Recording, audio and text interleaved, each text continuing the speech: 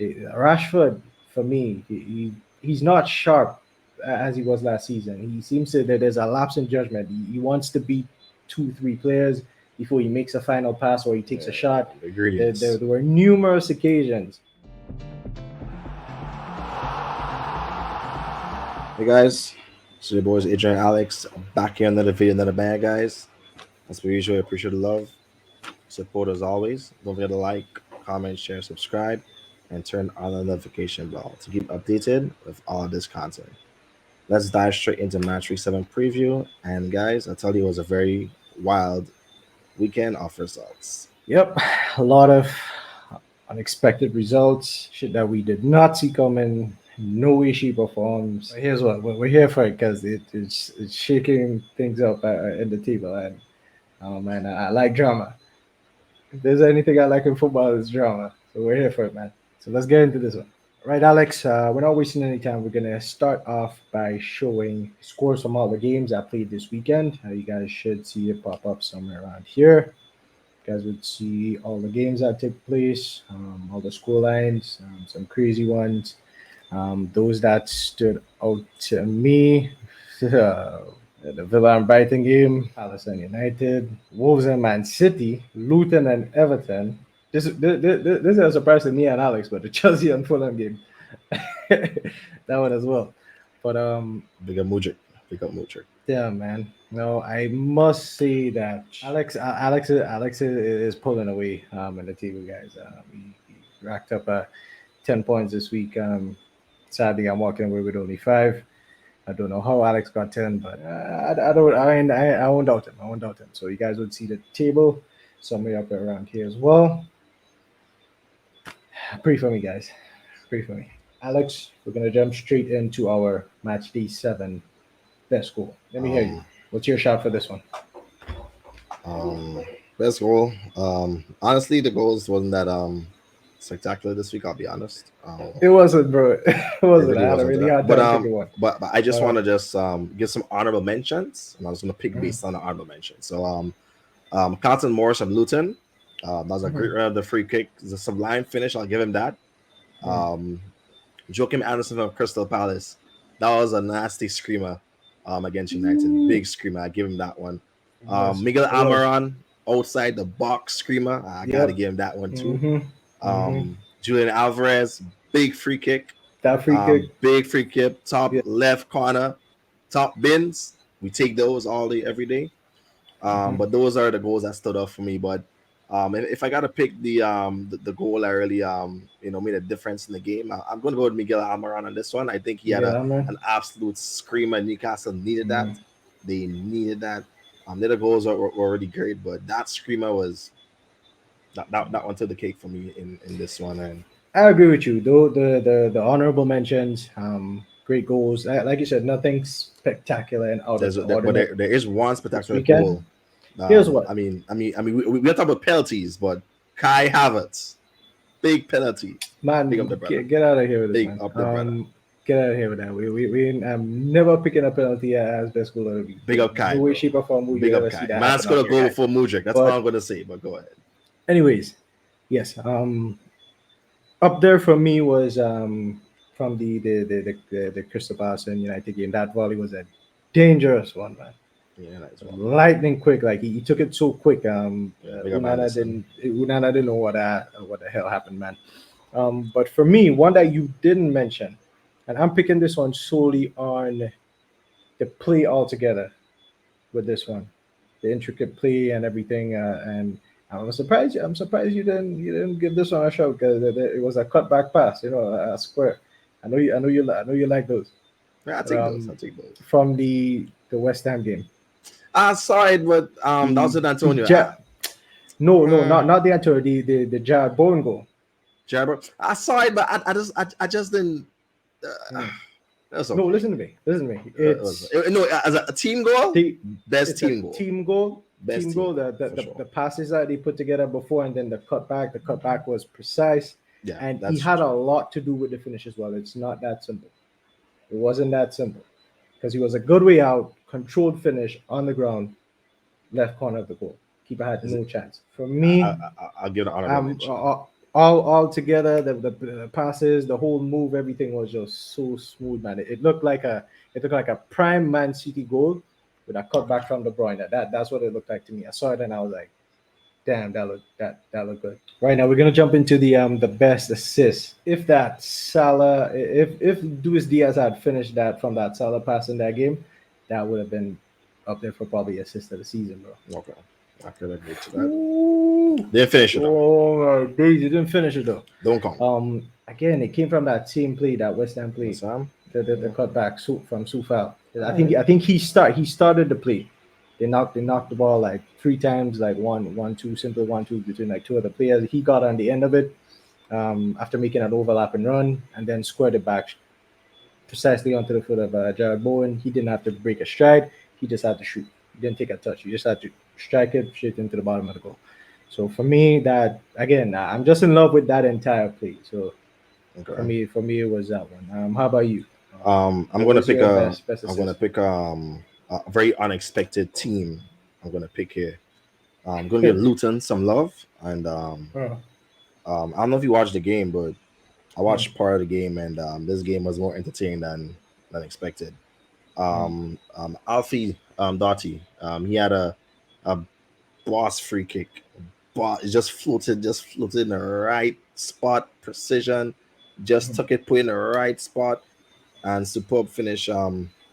Once again here from Morris with the header. So I'm picking him because listen, we see free kicks as we compare it to the Ronaldo's and Messi's in the world. They just to pick out your man, and credit to Morris for making that run to get to it. But I just think just being able to pick that pass out from over the wall. There's so much bodies right there to pick it so close to the keeper and still hopefully get Morris get to it. The runner is also part of it.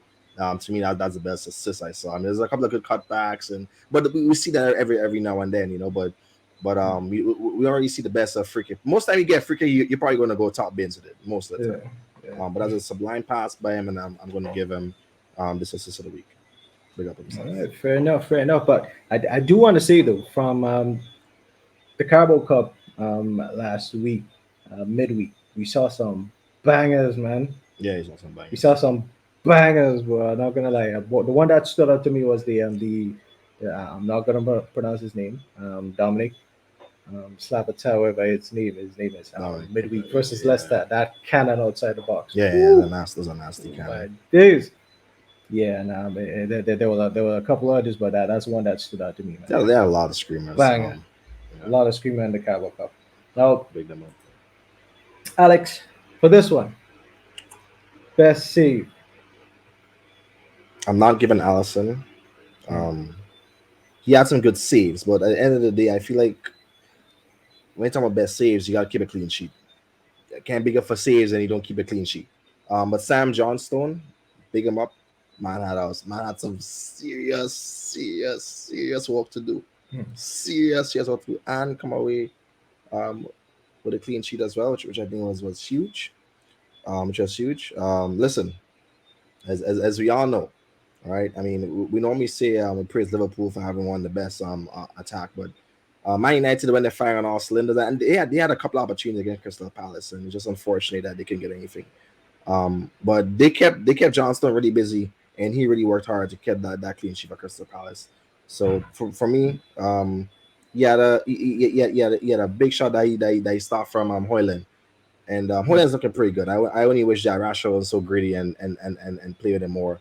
Probably would have won this game. Hey, Conversation for another day. we'll But get into that. Yeah. but to me, Sam Johnstone, assist of the week. Sorry, save of the week. Now going into the Tottenham and Liverpool game, we said it beforehand. Vicario and Allison are gonna have busy day, Yeah, they had a busy day. Both and they had great did. saves. They Honorable did. mentions to them. Yeah. Toss up. It was a toss up between both of them for me, really. There was a double save from Vicario, and there were two saves that stood out from Allison for me. The one against Madison, and then the one from Son. Yeah, The I don't volley know. from I don't know Son, how he, and the how he makes. curler I don't know how from he makes the late reaction and still gets to it. It's just something he has in his locker room. But yeah. I And again, salute him it's for it. that time and time again. We see him do that. The late reaction when the ball comes through the crowd, and I think he's one of the best. best at doing that, pulling off those kind of saves. Vicario, I think it's not his first time pulling off double saves. No. He just Yes, like he's had a couple this season, and he's probably gonna have some he's more. had a couple this season. He's gonna have So some more to go. I was gonna pick the double saves, but having a closer look at it, they both the shots were more or less straight at him. And for that reason, I am going to go with Allison, the Madison shot. Curling, Allison got fingertips on it, pushed it behind the bar. It, oh man. All right, and Alex, we're going to jump into some of the games that we watched. Yeah, well, kick it off with Brighton and Aston Villa. That's the first game of the day. It's a 7:30 kickoff, really early in the morning. Boy, yeah. But guys, if there's one thing I love about Saturday mornings, I mean, I love to stay in my bed, but once football's on, I have no Football's problem on. getting up to catch a game. Best believe. And this game was entertaining. I think Adrian went for a Brighton win. I went for Aston Villa win. Aston Villa's playing at home. I don't see any reason why they should lose this game, and they did not disappoint. Now, some of you guys may have noticed that Aston Villa scored six, Brighton scored one.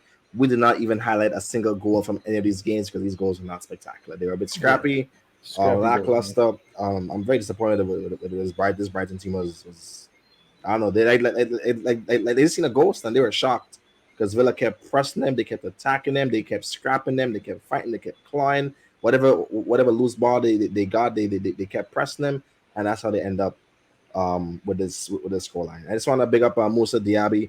I can't say much about this guy. To me, he's probably the best summer signing in the Premier League.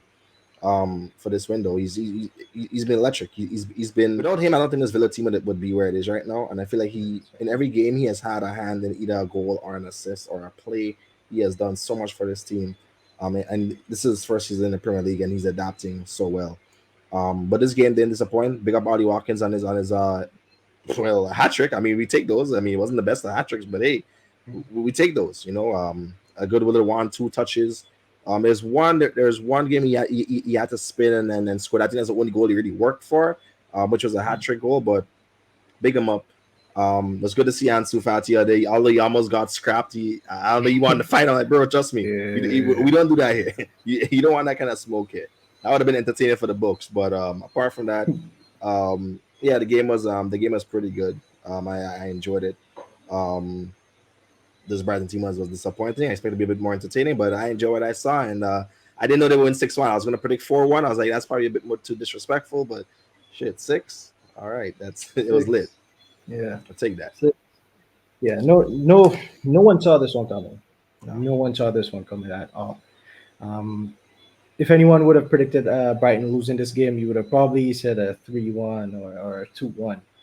And looking at that game, with Brighton, with the way they play, Alex, it's a very thin line between Yeah, getting it being like brilliant and just getting it absolutely wrong. If everyone isn't switched on. Now I'm gonna jump into this Crystal Palace and Man United game. Now complete roles reversed from the Burnley and Man United game. United dominated this game in terms of possession, touches in the opposition box, the threat going forward, shots on target, everything, and ended up losing this one 1-0 from a freakish, spectacular goal by was it Anderson? Yeah, that was Anderson. Yeah, By Anderson. big up joking. Could Onana have done better? I think so. But anyways, on the flip side, going forward, in that game, United seemed threatening every time they go forward. It's just that in the final decisions at the top of the pitch, that's where Rashford for me he's not sharp as he was last season. He seems to that there's a lapse in judgment. He wants to beat 2 3 players before he makes a final pass or he takes a shot. The There, ingredients. there, there were numerous occasions where Could have Haaland passed was to free, Haaland. Bruno Fernandez was Just free, like refused to pass it. had a shot open and he didn't pass it. I saw a couple times, Bruno threw his hands up. Haaland didn't do it, but Bruno's the captain. At some point in time, he's gonna get fed up. He threw his hands up, and I'm thinking like, you're the captain.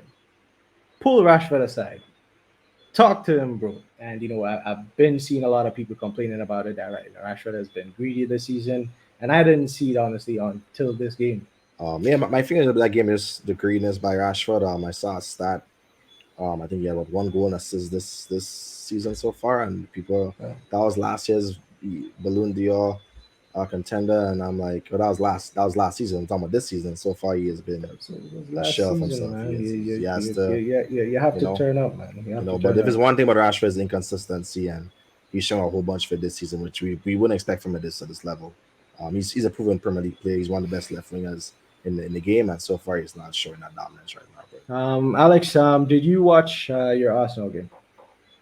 yep, 85 minutes of it. Let me just say I was a bit disappointed about the Ben White header, and I'm happy for the goal, but I was like, I'm gonna get 3 points. I'm gonna get 3 points, and then Ben White But scores a header, and I'm like, brother, brother, I'll take it. I'll take it. But this is a very good game by Arsenal. I expected nothing less, regardless of.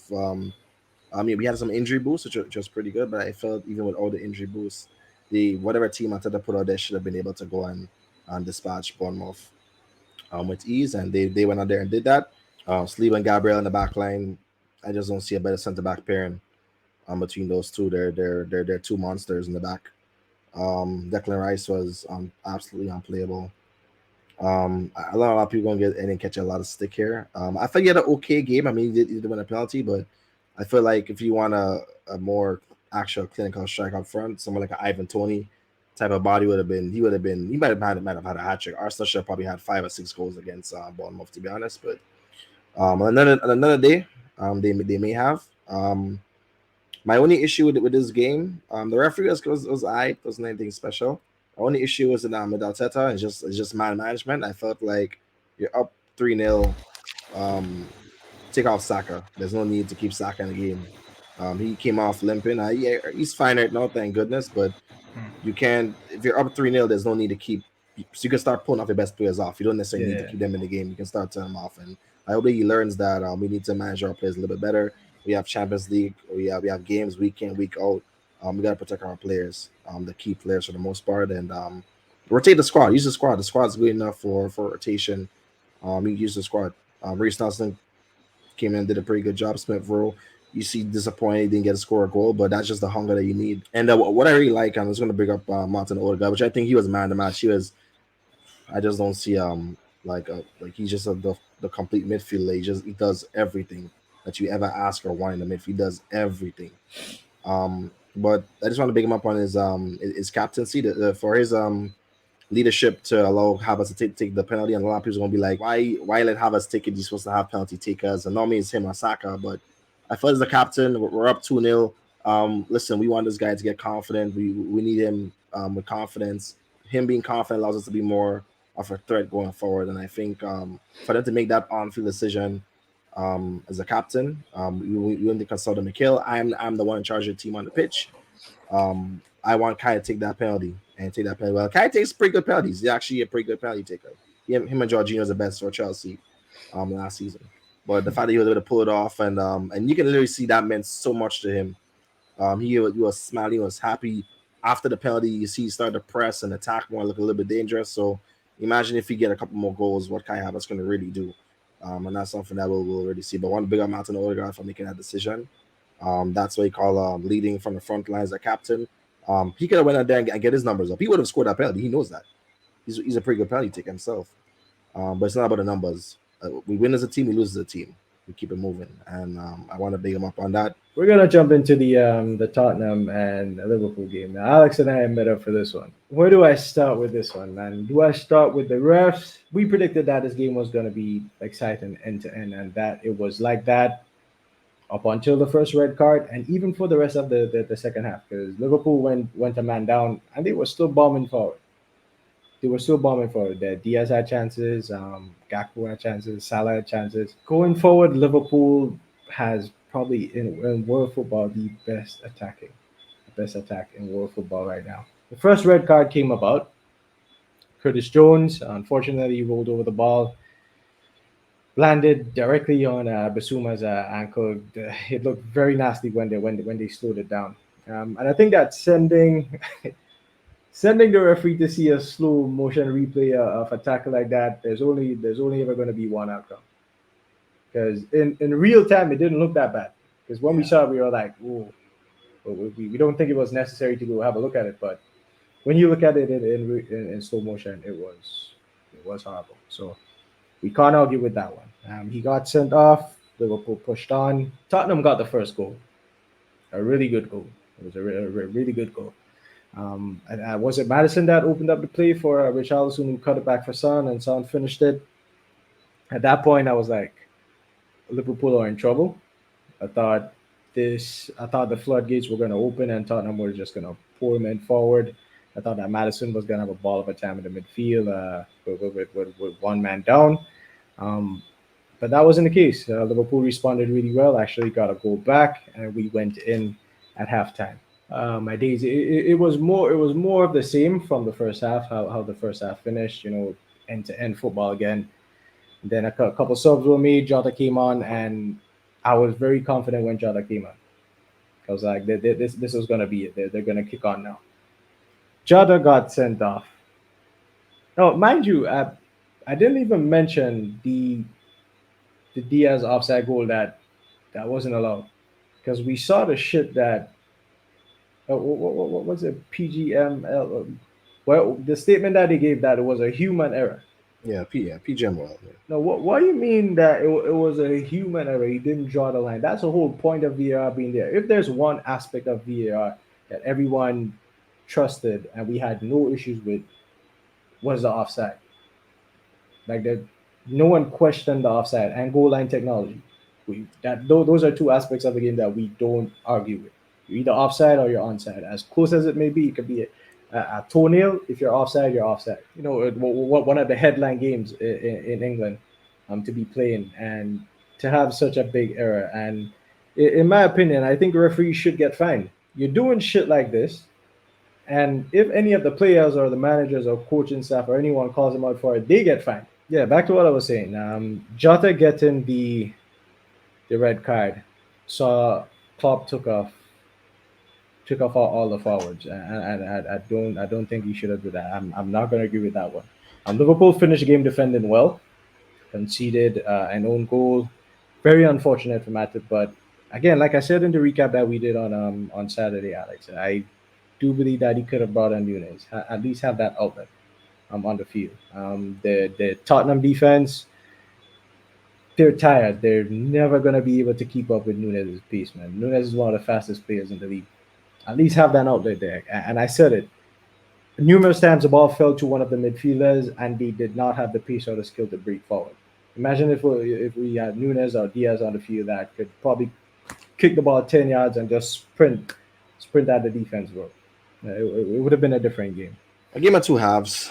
To break it down. Well, sorry. A game of two halves, and the referee apparently had their own personal team on the pitch.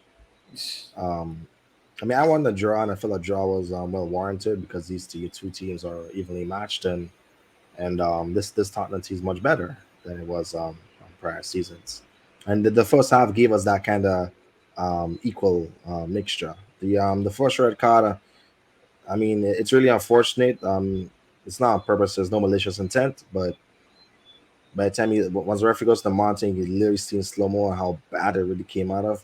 Someone could have broke his ankle. He could have been out for the rest of the season or 3 months. Worst case scenario. Luckily, he came out of it unharmed. But I can't do anything but that red card. I think it's valid, unfortunately. VAR. Oh my God, guys! I've been complaining about VAR since the season began, and they do this for every single team. It's not a case where one particular team gets VAR. Like they do this for majority of teams, especially the big teams have been feeling it more than the small teams for some weird reason. And you think the bigger teams have better disciplinary actions, but VR does not really tend to agree to that. I have no problem with you disallowing a goal, but at least draw the freaking lines for crying out loud. Where were the lines, bro? Yeah. I had a game of that last season with Arsenal, and they didn't draw the lines, and they came out afterwards and be like, "Oh, it was a human error." Well, listen, we can't get 3 points anymore. That 3 points could probably help change the course of the season. In all honesty, that we couldn't get it. We were robbed. Liverpool were robbed. I mean, Liverpool robbed some teams early in the season. Don't get me wrong, but this is just highway robbery, and this was not even on their case. The referees literally just were just against them, or almost the entire game was just really against them. I think Liverpool generally, from what me and Adrian spoke about it, He spoke about having an outlet, but I know Klopp was about, listen, let's just try to secure a point. It's looking really messy for us right now. We're down to 9 men, basically 8 on field. Let's just try to be compact in the box. Let's just hold out for a draw. Let's get a point. Let's go back home, and let's rally again. But it's just unfortunate that Tottenham decided to keep pressing.